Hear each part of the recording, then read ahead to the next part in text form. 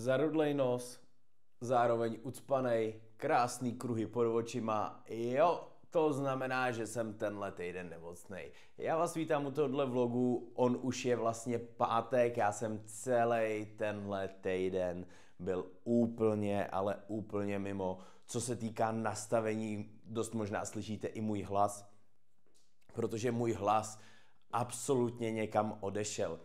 Jelikož je pátek, je to už 14 dní, tak já jsem dneska dělal livestream, zkusím natočit aspoň takhle krátkej vlog, tak doufám, že to aspoň tak bude stát za to, že i přes tu nemoc, tak se snažím nějakým způsobem fungovat, ale jde to velice těžko, ale mám spoustu věcí, které bych vám chtěl říct. Jelikož je pátek, tak jsem si řekl, že ten livestream, který jsem slíbil, že bude jednou za 14 dní, tak chci za každou cenu dodržet. A jelikož jsem byl dneska v práci, tak jsem si říkal, hele, už jsem natolik funkční, že to prostě půjde. No ale co si budeme povídat, chtěl jsem ten stream udělat na 1 hodinu.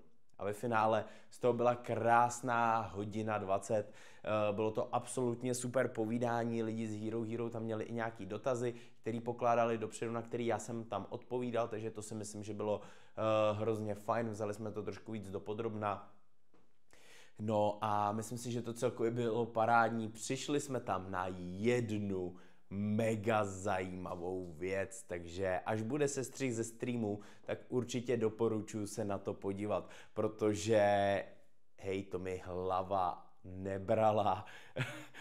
Upozornil na to jeden vlastně z členů Hero Hero a jeden z diváků na livestreamu, že upozornil na jednu zajímavou věc na porovnání Prusa versus Bambulab, a to z hlediska ceny a kolikrát se jedna 3D tiskárna vejde do druhý. A já jsem z toho měl takový trošku mindfuck, ale hele, fakt to bylo super a díky všem, kdo to tam vydržel s tímhletím hlasem, i přesto, že to bylo trošičku místama usmrkaný, ukašlaný, špatně se mi mluvilo, chápu, že na mě není teďkon aktuálně asi úplně hezký pohled a že mě není hezký slyšet, ale furt doufám, jako takhle, kdy na mě je hezký pohled, jo, prostě s touhle fasádou se prostě narodí, s tím nic neuděláš, ale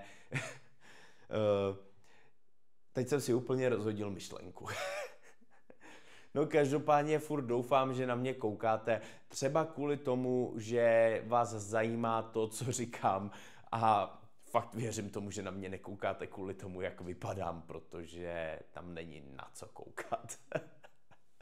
Ježiši Kriste, co to kecám. Každopádně bylo to hrozně moc fajn a já mám ještě jednu věc, o který jsem chtěl mluvit. Tou věcí je to, že jsem v pondělí spustil akci, kdy jsem oznamoval to, že se bude měnit cena předplatného na Hero Hero, a to na 7 euro ze 3 euro. Je to kvůli tomu, že zkrátka, bylo tady o tom i video na YouTube, že zkrátka chci udělat to, že pořád prostě to Hero Hero chci zlepšovat, chci to zdokonalovat, chci kupovat lepší techniku, prostě chci koupit lepší mikrofony, lepší světla, udělat lepší prostředí, pozadí a tak dále a mít celkově možnost, čas, prostor vám ukazovat zajímavější věci. A k tomuhle všemu mi zkrátka dopomáháte. Nicméně, pokud jste někdy uvažovali o tom, že byste se stali členy Hero Hero, tak nikdy nebyla lepší chvíle, protože pokud si do pondělí, tenhle vlog vlastně vyjde v neděli, zkusím, aby vyšel v neděli, ale pokud si do pondělní půlnoci předplatíte Hero Hero za ty 3 eura, tak ta částka už vám navždycky zůstane. Já už vám ji nikdy neseberu. Pokud samozřejmě nezrušíte předplatný, ale ta částka už vám navždycky zůstane. A to si myslím, že je absolutně super. Pardon, mě už trošku dochází hlas. Takže je to taková příležitost a je to takový můj dík vám všem za to, že jste tady se mnou, za to, že mě podporujete a tak dále. Vám zafixovat tuhle tu částku tak, aby byla nízká a zároveň tak máte přístup úplně všem videím příspěvkům, který kdy vyšly, který vychází a který kdy vyjdou. Takže ať bude jakýkoliv zlepšení, ať budou jakýkoliv akce v rámci Hero Hero, vy to pořád máte za stejnou cenu a to jsou ty pouhý 3 eura, což je někde třeba ve Starbucksu, tak to není ani kafe. Takže si myslím, že to měsíčně není zas tak hrozný výdaj a že je to poměrně férová cena, víc než férová cena, za to, co na Hero Hero dostanete. Kromě toho je tam absolutně skvělá komunita na Discordu. Není to spam skupina, ale lidi se tam spolu prostě skvěle baví, komunikují, sdílejí si, co se jim povedlo, co se jim nepovedlo, snaží se navzájem si pomoct, a já se snažím na všechny zprávy reagovat taky, jsem tam taky aktivní a každému se vždycky snažím pomoct, když někdo sdílí nějaký svůj úspěch, tak něco jim napsat. Dobrý, ta reakce ode mě někdy je trošku pomalejší než od ostatních, protože někdo odepisuje hned. Ale někomu nefunguje, třeba jeden takový super příklad, jo. Jedný holčině nešel vytisknout drak, tiskla ho asi 16 hodin, 3krát jí to failnulo, tak se skupina prostě semknula, dali jsme hlavy dohromady a jakým způsobem ten její problém daný, který s tím měla vyřešit a zároveň jeden ze členů tak se rozhodnul, tiskla takovýho toho flexidraka, a jeden ze členů tak se rozhodl, hej, já si ho vytisknu prostě s tebou. Vzal ten stejný model a vytisknul ho taky a mohli si tam takhle ty výsledky navzájem porovnat a to si myslím, že je hrozně hezký, že je to hrozně fajn. A nakonec se povedlo ten její problém vyřešit a toho draka po 3, 4, já už nevím, kolik těch pokusů bylo neúspěšných, tak potom na základě úpravy jednoho nastavení, ke kterému jsme tam společně došli, tak toho draka konečně vytisknula a já jsem z toho měl neskutečnou radost. Takže to je jeden takový třeba příběh z komunity, který se tam teďkon odehrál a já z toho mám hroznou radost, protože to je ta přesně netoxická část té komunity, kterou jsem vždycky chtěl a kterou se mi povedlo začít budovat.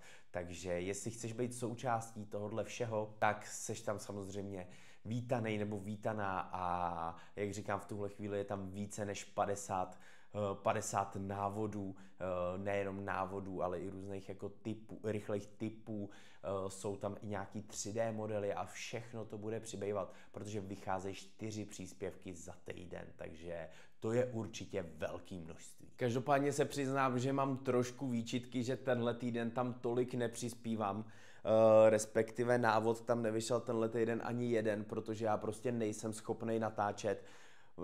Vemte si, že vlastně já jsem v úterý, řekněme od pondělí už mi nebylo dobře, ale v úterý už jsem lehnul oficiálně, dneska je pátek a slyšíte, jak mluvím.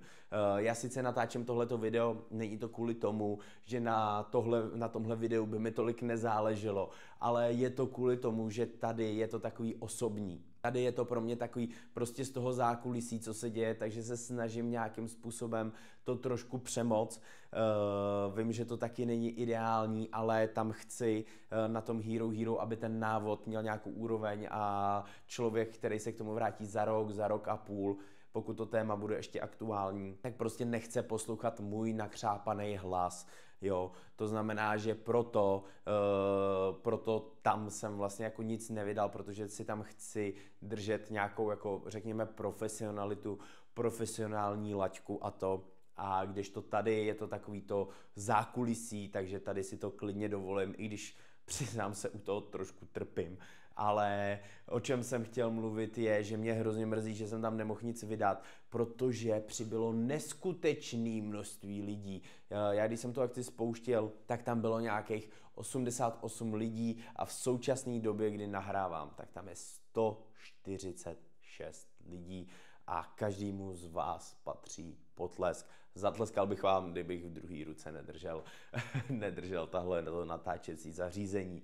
Ale jste úplně neuvěřitelný, já vám hrozně moc děkuju, je pátek, uvidíme, co tam bude v neděli, protože ta akce pořád běží, až budu vydávat ten vlog, no a zkrátka já se vůči těmhletěm lidem, vůči všem těm nově přidaným lidem, tak se cítím hrozně provinile, že tam prostě nic nevyšlo, protože se přidali a já jsem tam teď nic nedal, ale říkám, než aby to stálo za prd, tak tam radši nevydám nic a snažím se to kompenzovat tím, že aspoň jako se všema komunikuju po zprávách a komunikuju na Discordu, takže aspoň takovýhle malej kompromis se v rámci toho snažím udělat, protože psát mi ještě jako těma rukama jde, jo.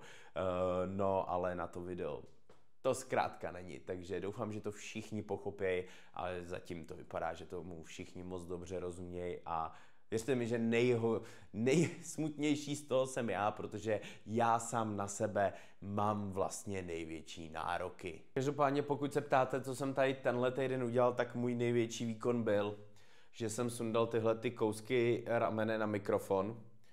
Odstranil jsem z něj podpěry, což už tam už to nevypadá jako úplně zle, tam už to není jako úplně špatný. No nicméně jsem zjistil, že to mám úplně na prd, že jo, protože jsem si k tomu, kde to mám, nevytisknul tyhle ty matice. Vytisknul jsem si jenom jednu, já pitomec. Takže to dám určitě dotisknout a navíc mi tam nejde dát šroub, protože ten šroub, ten model má nastavený moc úzký tolerance a já jsem to taky tisknul z 5G, takže je možný, že se mi to malinko více roztáhlo. No, ale prostě nejde mi to tam, takže já dám ještě než pojedu dneska domů, tak já dám tisknout nějaký matice, abych to měl na příště připravený. Dokonce jsem si koupil gumičky do toho. Poprvé v životě jsem kupoval gumičky do vlasů. A abych to do toho dal a měl jsem držák na mikrofon připravený, protože teď jsem měl zase trošku provizorně. To je, že jsem to měl tady na stole a vlastně na krabici, já už ji tam teď nemám, ale na krabici od Filamentu.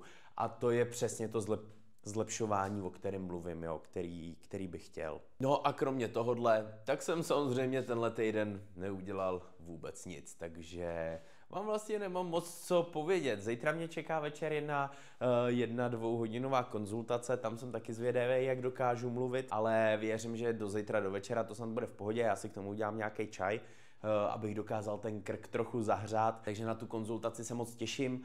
No a pro tenhle týden je to ode mě asi vše, já se půjdu léčit, půjdu si co nejdřív uzdravit hlasivky a ten zarudlej frňák. No a zkrátka měl jsem těch pár věcí, ten krátký update, který jsem vám chtěl dát a příští týden věřím, že to zase rozjedeme naplno. Pojedeme bomby, bude mega nadupaný vlog. Rozhodně doporučuji zafixovat si cenu na Hero na 3 eurech. Myslím si, že to prostě stojí za to. Máte čas do pondělní půlnoci, takže tak. A ode mě je to pro dnešek vše a příští týden slibuju, bude lepší, nadupanější, protože pořád jdeme kupředu. Mějte se krásně, díky za veškerou podporu a čau.